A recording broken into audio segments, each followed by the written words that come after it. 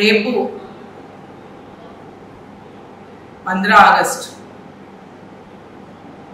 మనకు స్వతంత్రం వచ్చి 77 సంవత్సరాలు పూర్తి కాబోతున్నటువంటి రోజు.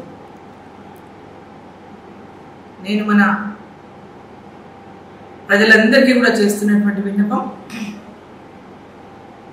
మన దేశభక్తిని, మన దేశ సమైక్యతను, జాతి సమైక్యతను చాటడానికి భారతీయులైనటువంటి ప్రతి ఒక్కరూ కూడా